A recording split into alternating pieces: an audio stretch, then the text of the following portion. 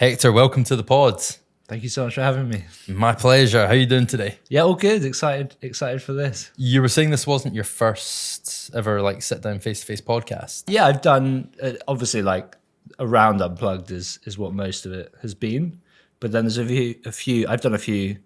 Had a bit of a life rebrand about 3 years ago, which was quitting drinking, taking up meditation. I went to the silent retreat, so a lot of big lifestyle changes. So that kind of thing comes up a bit as well. I'm already curious about that, Hector. So normally I like to go way back, which we will. But what point did you reach 3 years ago that made you decide to make those lifestyle changes? I was 25 at the time, and up until then, I was kind of coming off the back of a decade of not taking my life too seriously. So really I was a dyslexic kid, and so never really tried that hard at school, and then discovered drinking when I was 15 or so. And really kind of 15 to 25 with just going out a lot, not really, I really kind of in hindsight felt like I was living my life on someone else's terms. I've always been a bit of a people pleaser. And so it just felt like I was kind of going along with what other people wanted to do and not really kind of applying myself at anything. But then after university, I just basically half-assed job applications for various grad schemes. Didn't get anything. So a friend of mine was like, why don't you apply for a job at a startup? And I was like, okay, fine, we'll do that for a year and then I can apply for some other things. So I applied to 20 startups. One of them offered me a job, which was an iPad point of sale company called Nobly POS. And I was the, seventh employee.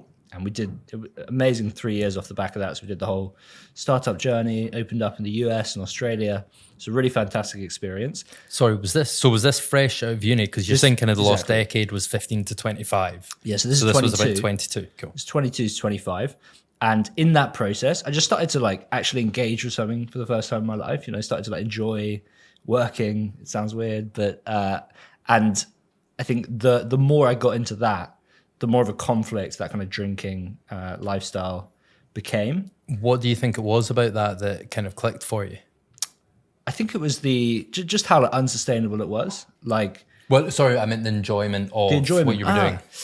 I think there were parts of it I wasn't good at, but there were parts of it I was good at. I liked the whole kind of, navigating all the people in a company and the kind of more strategic stuff. The roles I did, I was pretty terrible at. I did sales for a year, I ran product for a year, ran growth for a year, and wasn't actually good at the roles. But I did really enjoy the, it sounds weird, but the politics and just navigating that startup journey and the kind of challenge that it threw up. Just found the whole thing very intellectually stimulating, just exciting. If you don't mind me asking, Hector, so you kind of dabbled in three different bits. Now I know in startups, obviously people are kind of jumping in on everything, but you were trying something and you're saying you weren't that good, tried another thing, weren't that good, and tried another thing. Were they speaking to you about this? Were they just Hector's got a great attitude, we'll keep him around? Yeah, we as a company weren't very good at the various things. Okay, so it was across the board. Okay. Yeah, it was kind of the blind leading the blind. They drafted me in to run product, and no one really knew about product in the whole company, so I did it enough of a job, hilarious, right? I get you. I think it's only in hindsight I've been wow, I was really pretty terrible at that job, So got to a point, actually got to a stage where when after that 3 years, so I went to this silent retreat. I just got a bit kind of burnt out. Friend recommended the silent retreat, and we could talk a bit about that. But 2 days after I got back from that, the startup, we were trying to raise a 10 million funding round, losing 300K a month, and the last investor said no. And so overnight, got rid of 75% of the company, kind of shut down the US, shut down Australia. So in many ways, that startup ended in failure. But actually, I then went and left to start this next thing. But the CEO stayed on and just focused on getting to profitability. And 2 years later, he sold it to Revolut in what was a very good result. So as that period in the startup's life, we got a lot of stuff wrong. I was, I'm sure, to blame for some of that, if not all of it. But there was lots of things going right, but there was just a lot of things we didn't figure out. And so some really fantastic learnings for everything that came next. But and also it was just a very fun experience. Well, there's a lot of these conversations I have with people. Not everyone gets to experience that so early in their 20s. A lot of guests I have on do. But but it's good to do it early in your early 20s rather than going out on your own in your like 30s or 40s and there's other responsibilities and they can be more expensive mistakes, right? 100%. And actually, one of the things we really value now in hiring is someone who's like been off the back of similar failures, because there's obviously the whole point of just you're just undervalued by the market, right? Like if someone's gone and worked 5 years at Revolut, then they have a ridiculous salary to boot, and it's harder to kind of judge their value. But if someone's come off a startup journey, not only are they undervalued, but you also just learn so much when it goes wrong, right? Like you really kind of understand exactly just how it all works much better because you really understand what can happen. And I also think it just develops this intellectual humility in people. And that's so important, because as soon as you start to get inflated ego, then you start to get this culture of like who's right rather than what's right. And I think that's a really important distinction. So you want, in my opinion, you want a culture where it's looking for the truth rather than who can take the credit for that, right? For what's happened. So yeah, I think failure early in the career is great. And what I would say is if you're coming out of uni, just getting something headed for a crash. To your earlier point as well, like it was incredibly useful for me to go through that kind of startup failure, so to speak. I think the worst thing that could have happened to me out of university is I got a stable job because it's only when stuff really goes wrong. Like obviously I've just had this huge kind of self-development drive in the last few years, and whether or not that's healthy is also a question for debate, but that has brought so many benefits to my life.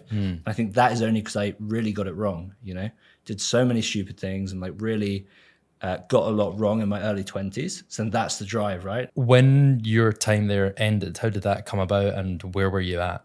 Yeah, so I went to this silent retreat and a friend of mine had done it. It's literally a Buddhist temple on top of a mountain in the Himalayas. I'd already been kind of getting more into meditations. I was using Headspace a bit and then started something called transcendental meditation, which is 20 minutes twice a day. Still doing that. It's been transformational. And he recommended this retreat, and I initially thought like, I can't do this. What would the guys at work think? I think although I had a self-confidence then, there was part of myself that I really wasn't kind of comfortable in my own skin. And do you mean like your new behaviors and positive habits? I think in the sense of like, I just had this like dissatisfaction with life, and that showed up as just like a lack of confidence in certain areas. So something like this, I was thinking, what would people think of me, if I went and did a Buddhist retreat, right? And then in hindsight, it's like, obviously no one cares. But I think it's definitely a side effect of modern life where we do just spend so much time worrying about what people will think or, what we're posting online or whatever it is. And so I finally was just getting a bit burnt out with the startup. It felt super unsustainable. Like we were clearly headed for a bit of a crash. Okay. You kind of feel that, and there's a lot of tension in the company. You could see that, or was it kind of everyone was openly aware? Yeah, everyone was openly aware that there was like mess. I again missed a lot of things, and in hindsight, I was like, God, I should have realized that that was all going to end like that. But there was just like cultural challenges, product challenges, like all the classic fires you get without the hockey stick growth. If it comes with hockey stick growth, then it solves a lot of them, but it felt unsustainable. And I think I was just a bit kind of burnt out. What's my next thing? I was doing a role I wasn't particularly good at, running growth at the time. And so finally I was like, look, I might as well just go and try this silent retreat. So went and did it and flew out to the Himalayas. And the best thing about it was when you get there, they take your phone off you and you just spend 10 days cut off from the outside world. So yeah, I think I did a retreat a few weeks ago and actually came out of that almost a bit disappointed because I didn't have the same euphoria that I did after this first one. Yeah. And was chatting to someone about that afterwards, and she was like, yeah, well, a lot of it is where you are in your life. Like that retreat was just the perfect thing for me at that point in my life. So I just came out of it buzzing, like so, sounds cheesy, but so like full of joy and compassion. So I came back with this just complete halo effect for a quarterly planning meeting. So I had to fly straight back after the retreat. 2 days into that, the funding fell through. That night, closed the US, closed Australia. I was running growth at the time. We paused the growth spend. So I just had a week kind of twiddling my thumbs. And I was like, look, whatever happens, we're not going to be on the same trajectory, right? So it's probably makes sense for me to move on.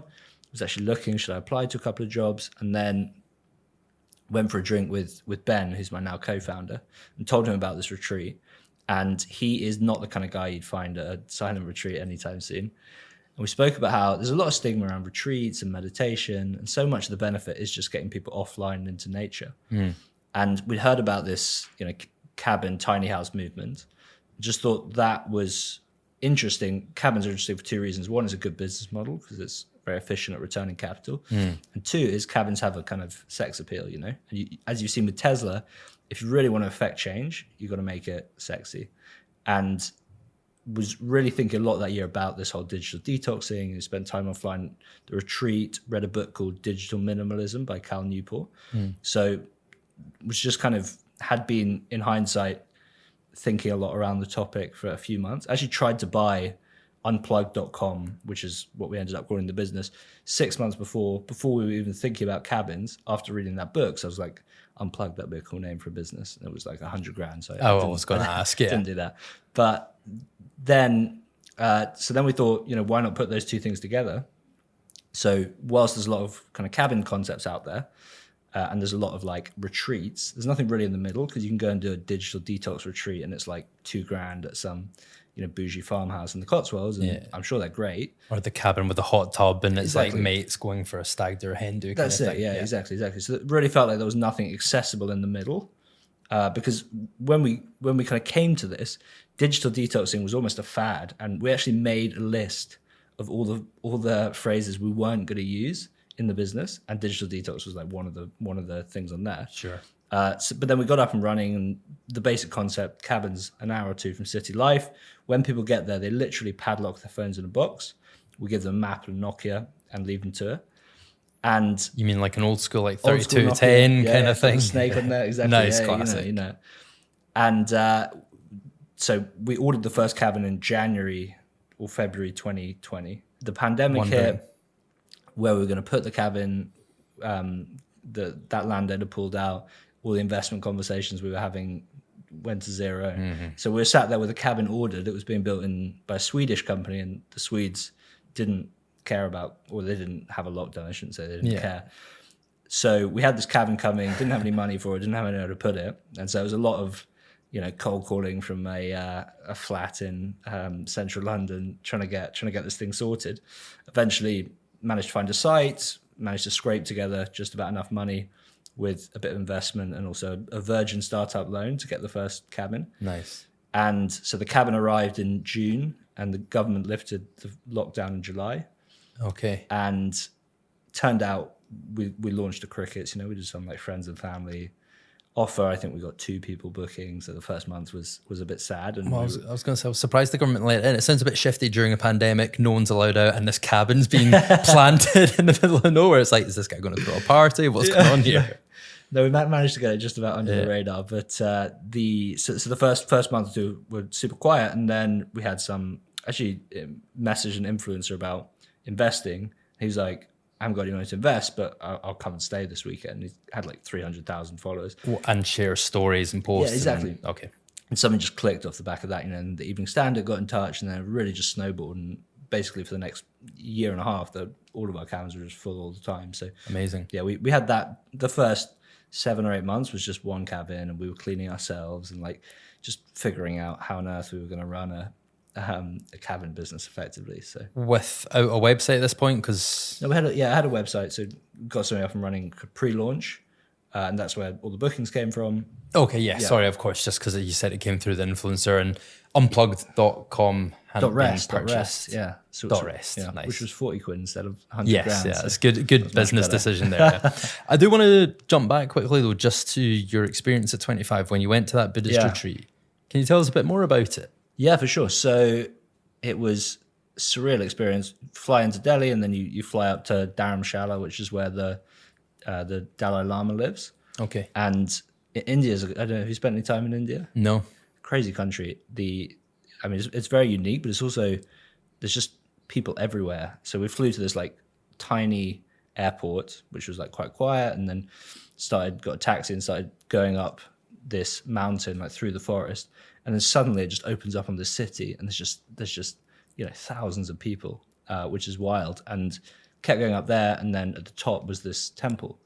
And so is this like one of the things you see in movies, like a crazy long walk up, or much more accessible than that? it was a bit more accessible, but not. There was a little bit of that. Yeah, it wasn't like kind of thousands of steps. No, up the top of a mountain. Yeah. But there was a bit of that. It was the most beautiful setting, and it was a surprising amount of people. There was about 80 people, 80 on my course. The monk who did the intro talk was German, which was quite surreal. So I had this kind of very amusing German monk talking to all these nervous-looking backpackers, and it was about a third were Indian. You got people of all age ranges. About a third were Indian, about a third were Israeli, because everyone, or a lot of people from Israel, go there after their military service. They go and travel around India, and then a third was kind of rest of the world. So it was a really eclectic mix of people.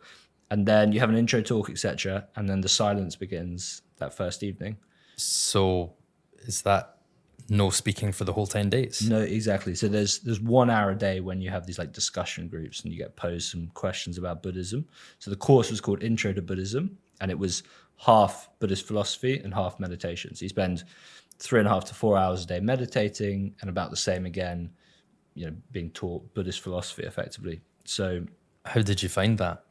Yeah, I found it incredible. You really go through the whole roller coaster of emotions while you're there. So the first 2 days, like the hardest thing is just sitting cross-legged with a straight back, because I'm used to growing up in the UK, and you're like, slouched in front of the TV or at the pub or whatever it is. Like, it's like a mental challenge almost. Mental challenge, but also physical challenge. Like it was really interesting to just see like muscles develop over those 10 days. Like the first 2 days, I was just like, I'm not sure I can do this. Like, it's agony. But and then the Buddhist philosophy for the first few days, it was like, not so interesting. I went in pretty atheist and kind of, I'm still not religious, but very kind of dismissive of religion. And so, you hear the Buddhist stories, and I was very much like, yeah, sure, sounds ridiculous. And then we got into the Buddhist idea of attachment about day 5, which is that you need this to be happy. So we have this narrative that we need this job, this pay rise, this house, or whatever it is, or this person to make us happy. And that just for whatever reason was just a complete light bulb moment for me. Like, it just explained so much of the dissatisfaction that had brought me there. I was thinking, I need to go and do an MBA or like whatever it is. I need this to be happy. Yeah. You need to go and do this thing or like achieve this thing. The next thing. Yeah. And what Buddhism teaches is that we all have what we need to be happy inside of us, right? So you have everything you need to be happy. You don't need to add anything more. So actually happiness comes from taking away, it's taking away all the things that are causing us suffering. So that was just a really kind of mind-blowing moment. And then is that something you've been able to firmly imprint within yourself, or it's kind of like something every day you have to work towards to remind yourself? Yeah, for sure. You definitely come out of these retreats, in just an amazing headspace, and then life kind of that's what starts I was wondering, pulling back down. But something remains, right? So like I definitely am changed off the back of that. I think everything changes us, right? Always in hindsight, like we are all changing all the time, and the question is just how, So that was a real like change in perspective for me, which has stayed with me for sure. But I still feel like you need to top it off. But it can just be, this is why we're doing the business we're doing, right? It can just be 3 nights away in a cabin. Like whenever I do our experience by myself or with my girlfriend, always come away and I'm just like, why am I so busy? Like why was I so busy in the lead up to this? Like doing all these things, we need to go and like talk to all these people, and like I just need to do less. Like I'm gonna turn up so much better for myself and everyone else in my life if I do less. I think there is just this narrative in the Western world that we need more, and we need to be doing more, achieving more, kind of seeing more people, and actually sometimes it's just stripping that back. The silence minus our conversation. Actually, I'm curious, did anyone give up's probably the wrong term, but were some people pulling out because it's quite hard going, the physical aspect, but also like the mental aspect. Yeah, I was surprised by how few did. There were definitely a couple of dropouts, but I think, you also kind of like, you really settle into it. Like the silence actually is very liberating in many ways. So that was a real highlight. Like whenever mention it to people or talk to people about it, there was, I couldn't stay silent for 10 days, but that's by no means at all the hard bit, right? Like actually it's very kind of, it's very refreshing in many ways. And weirdly, you actually build a pretty intimate bond with the other people in silence. So there's something about just the kind of, non-verbal communication that there's just that weird like intensity because you're not speaking, right? Because in this world where everyone's just chattering away all the time, and it kind of dulls everything. So yeah, there's a weird kind of presentness about it. How did, like, as it was getting closer to the end, how did you feel? Were you almost like, was there almost an anxiety to going back? And I know this was all about finding peace, but I just wonder because it was going from that to the normal world. However they structure it, and again, I'm sure everyone has a very different experience, but it works very well. The last 2 days are like intense meditations. You probably spend 7 or 8 hours a day meditating. And just some of the meditations you do there, like you do these visualizations. One of them, you're imagining yourself in the ground after you've died, like decaying. They instruct that to be the case. Yeah, they're like talking you through it, like imagine yourself, imagine the worms kind of crawling through.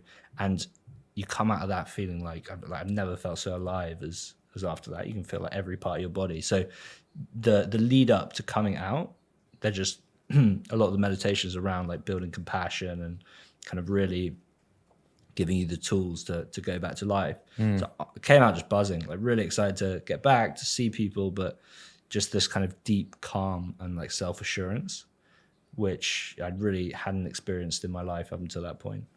And so, because you said you came back and you went into the business and you just had an understanding, be like, it's probably time to move on. I had absolutely no anxiety with all of that change.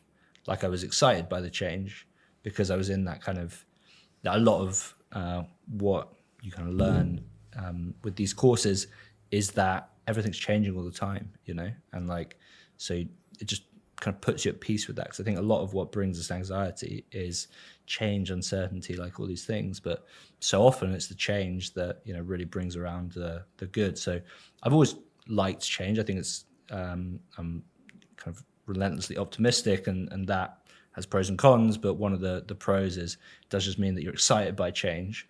Whereas if someone has a more pessimistic outlook on life, then change is a bit more unnerving. So I think always kind of being excited by that, but especially after that experience was kind of had the serenity to go with it. So how do you think that helped you through what was going on during the pandemic with the cabin being built and coming over in the freeze? Did it give you extra strength around it?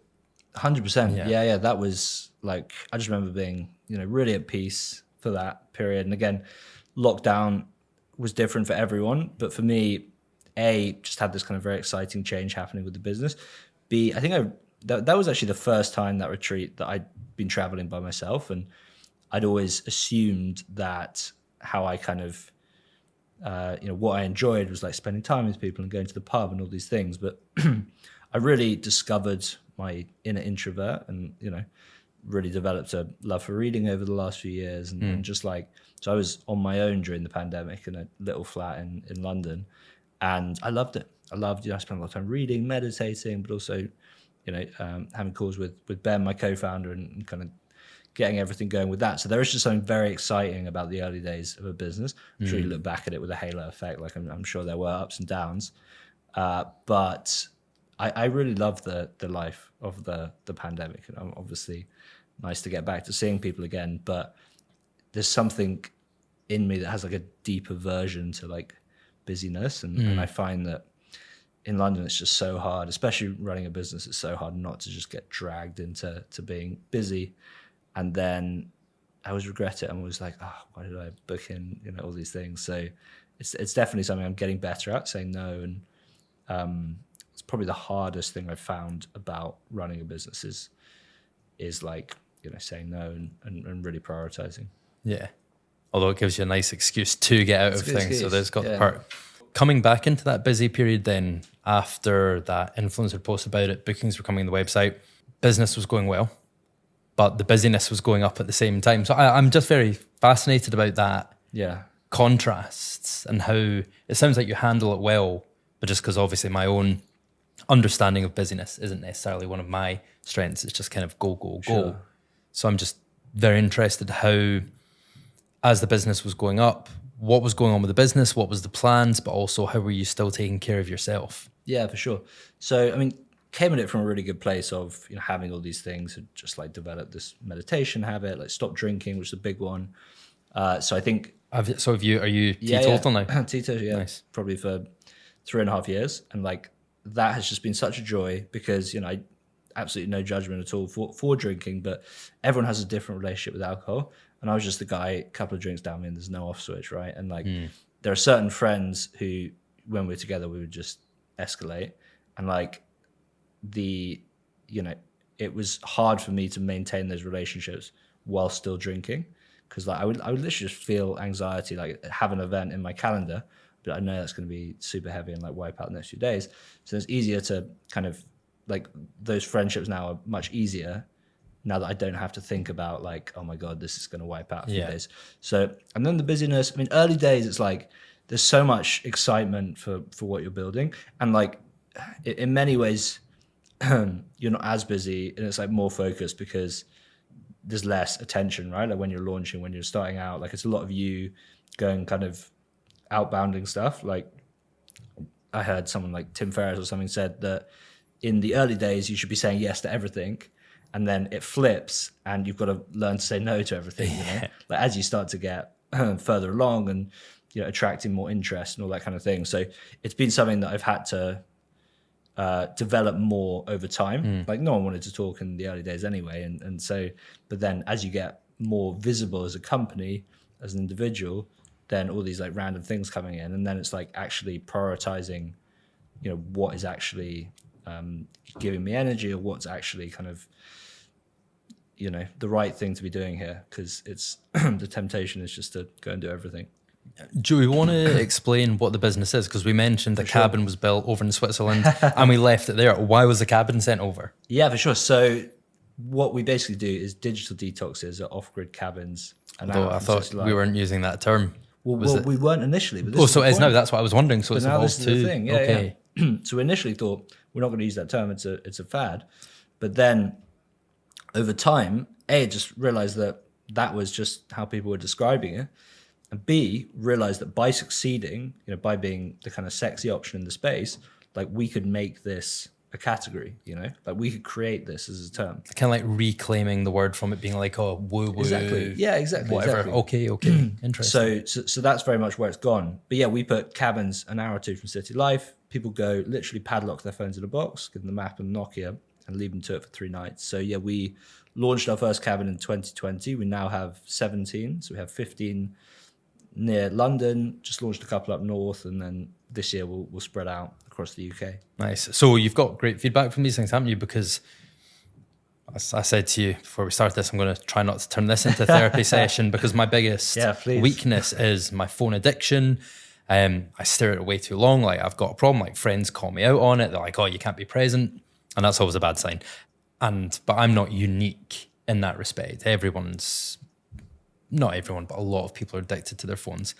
And your cabins really give people like a break because, as you said, they've got to lock their phones away.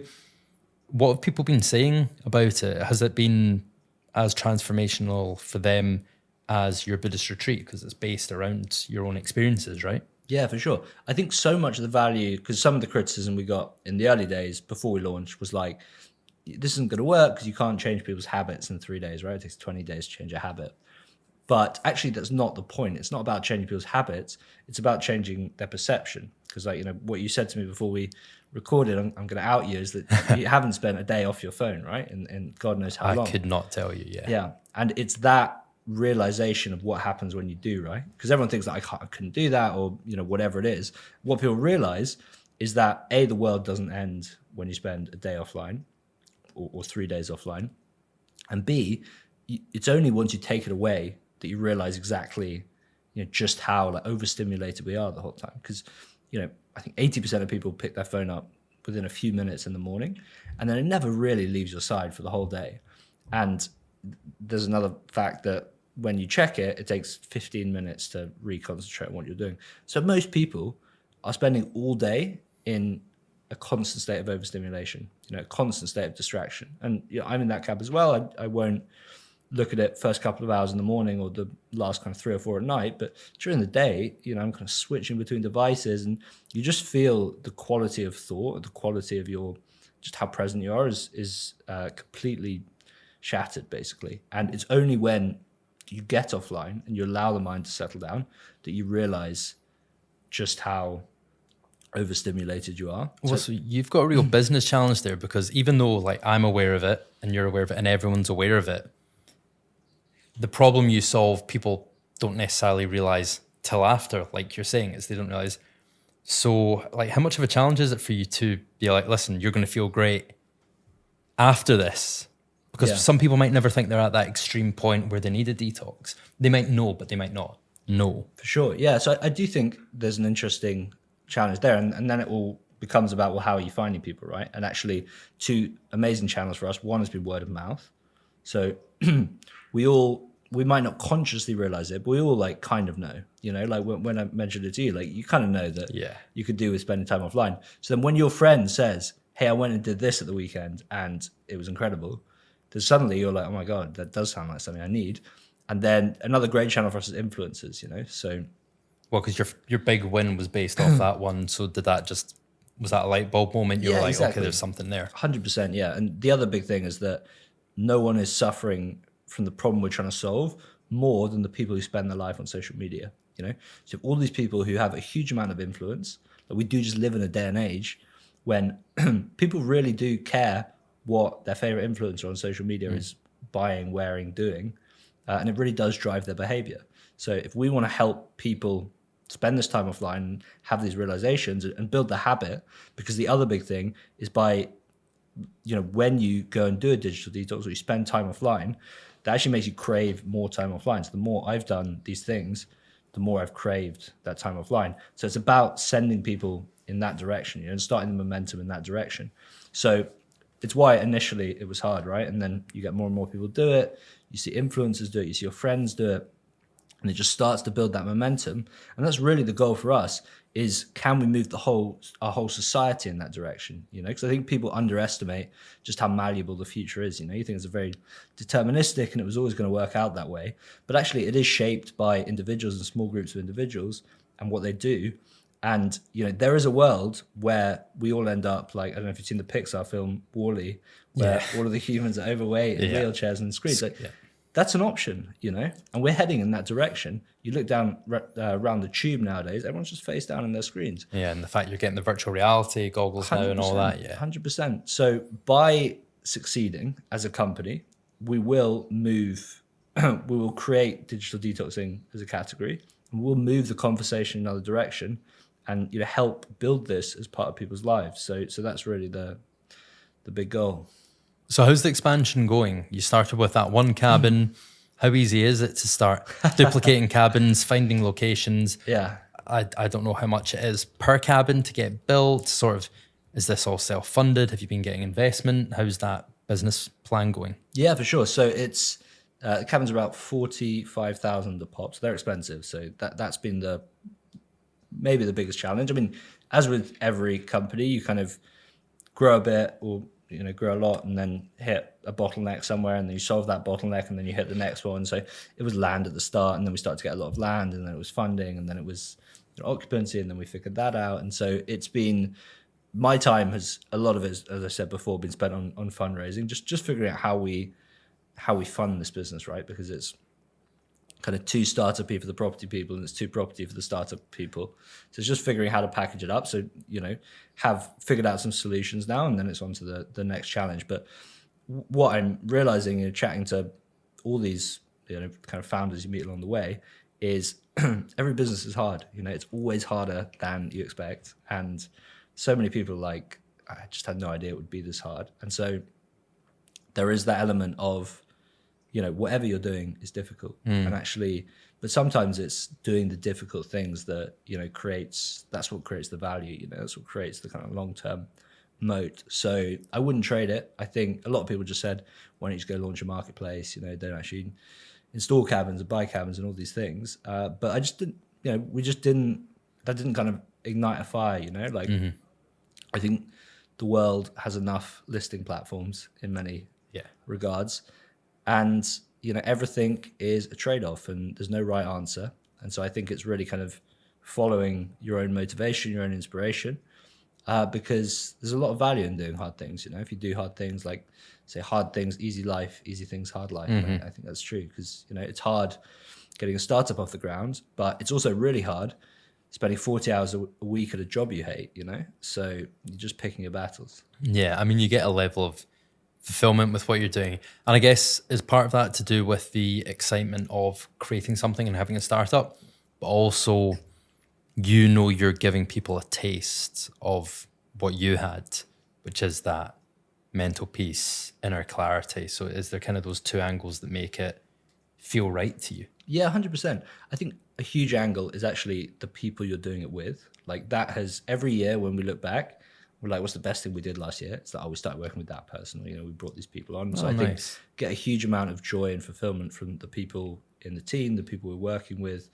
So I think that's a massive part of the journey. Because a company comes from the, far enough down from the Latin to break bread together, right? And that's it. Like a company is just a group of people, a group of people you're breaking bread with. And I think that gets lost, right? Like you think a company is this thing and founders are very different from employees and all this kind of thing. But fundamentally, you're a group of people working towards a shared objective. And, I'm just a little cog in the Unplugged machine now. And so that's really, I really get a lot of fulfillment in that. But then also, like, it is just a very feel-good business, because even when we get it wrong, like, it's still pretty good, right? Like, people still have a great time. The flip side of that, the old business we're in, iPad point-of-sale systems, when that product doesn't work, it's ruined their whole day because, they can't take payment, the tables have disappeared, all these kind of things. And then when it's working, you just don't hear from them. So it's quite an unforgiving business in many ways. Yeah. But with this one, at the worst case, maybe a few operational things have gone wrong, but they're still out in nature. And then the best case, they have this amazing life-changing experience. So it's a very feel-good business for that. And I think it makes life much easier. I would say if anyone's looking to do a business now, if you choose something that has a really strong and kind of worthwhile mission, then it makes a lot of other things much easier, right? Like it makes hiring much easier, like all of these things. And also yourself getting out of bed in the morning. So that's been a real joy. Nice. There's nothing really similar, is there? Is there any competition in the space, minus like meditation apps and that kind of well-being? For sure. So what there is, there's a very active international like cabin scene. So there's lots of international players that have similar cabins. It's all like black cabins, big windows. And what we've also found is that digital detoxing doesn't work if it's just a feature. So if you have, let's say you have a hotel and people come and stay and it's like, you can also like do a digital detox. No one's going to do that. But if it's the whole product, because you need them, it's almost a behavioral psychology business where you need people to be excited that that's what they're coming to do. They need to tell their friends, they need to tell their family. And then you need to give them all the tools so they don't spend time on their phone. So it's much more of a digital detox business than it looks on the surface. Okay. So I think that's interesting. But then the cabin space as a whole, I do think there'll be a lot of consolidation. Everyone will buy each other. So we'll keep our growth and then maybe snap up a few other companies. Well, it's good. The business side is going really well. Where are you on your spiritual journey right now? I found, in full transparency, I got into a relationship, which has been great, just under 2 years ago. And I found that challenging. I think up until that point, I'd never been more than a couple of months in a relationship. And I got this like deep like claustrophobia. And I did something called psychosexual therapy in 2021, which is sex and relationships therapy. Okay. And basically the learnings from that was, a lot of it was kind of teenage anxieties around sex. So it just created relationships as this very negative thing in my mind. And actually that had fueled a lot of the drinking and, all of that lifestyle. But then that was a big unlock for me. And then I met my current girlfriend and, she's fantastic, runs a startup herself, and very good vibes, very optimistic, etc. But then I think it's just been a struggle, and like in a much better place now, but definitely towards the back end of last year, just found that difficult running a startup and also figuring out the relationship. The relationships are difficult, right? Like it's all about compromise and understanding each other and all these things, especially when we're both running startups. It does just throw up challenges. So have really been working on that with her, like couples therapy, individual therapy, and really just understanding ourselves better, relationship better, and just how to be there for each other and kind of, you know, help each other succeed rather than the relationship kind of, you know, draining strength from each other. Yeah. So have made a huge amount of progress there. So I think I really felt like I'd regressed, I guess, spiritually. Spiritually is almost a risky phrase in some ways, because I think there's a great phrase called spiritual superiority. And it's where, you know, people who see themselves as very spiritual have a air of superiority around that they're almost better than people who don't meditate, etc. Sure. I mean, you get that in a lot of areas like fitness. Yeah, exactly. All that, Same thing. Yeah. So I almost think that it's one of those words that when you use it, it kind of elicits eye rolls from people, you know. It's kind of, and it almost like makes them feel a bit disconnected. So yeah. I wouldn't say I identify with it too much as a phrase, but I think in terms of I kind of think about it as like equanimity, like how balanced am I, right? Mm-hmm. And definitely towards the end of last year, like I did feel myself becoming a bit, just a bit like worn down, you know. There's lots of fundraising, which we've kind of now got past, lots of relationship stuff. And like, I did feel a bit tired, to be completely honest with you. And then start of this year, have really kind of figured out a few things, like, you know, when the business is going well, then that does just solve a lot of things. So, you know, our cabin's at 95% occupancy now. We've figured out the funding stuff, which we've been trying to figure out in some way or another for the last 2 years. So that's a big dragon slain, and just in a really positive place in the relationship. So I think, again, so much of happiness and being in a good place spiritually is kind of removing the things that are detracted from that, right? Like removing the suffering or like working on that suffering, you know, or remove it. But so it's just making peace with those things. And quite often it is just like changing your environment, changing the way you communicate with each other, for example, has been a big thing in the relationship. So I'm feeling really good now. I'm feeling pumped, excited for what's next. Like, you know, loving the Unplugged journey, feeling great in my relationship, and just starting to, and then, you know, that, like getting those things sorted just means that I've picked up things that I kind of fallen out of, like exercising, which makes such a difference. You know? So like, it's weird how sometimes you just need to solve those things, and it just has this massive positive effect on the rest of your life. I think there's quite a key learning for people, because everybody wants a solution, right? People think, oh, if I go to this Buddhist retreat for 10 days, that'll solve all my problems and I'll be okay for life. Whereas I think one of the key things people can learn from the discussion we're having is it's just an ongoing thing, because things change. Yeah. And we already spoke a lot about change.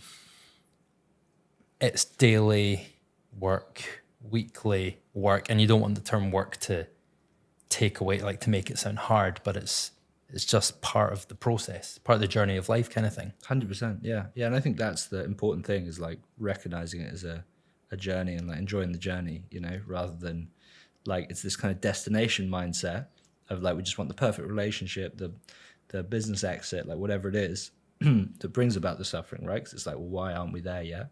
And actually, you know, when all is said and done, you know, we all go to zero and you're just left with the journey.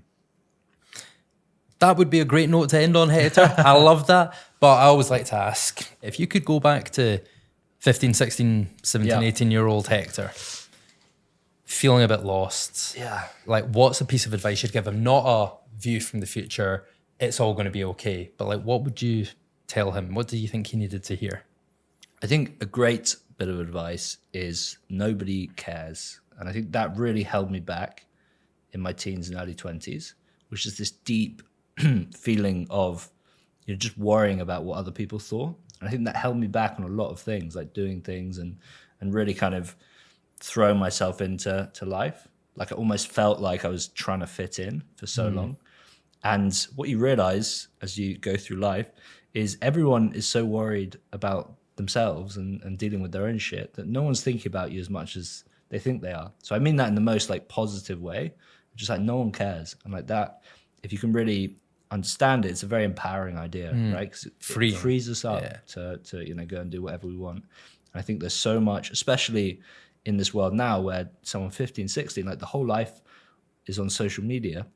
And there is just this constant, what would people think of this post? Like all of these kind of like, you're getting your validation externally. And actually, as we said earlier, like we have everything we need to be happy already.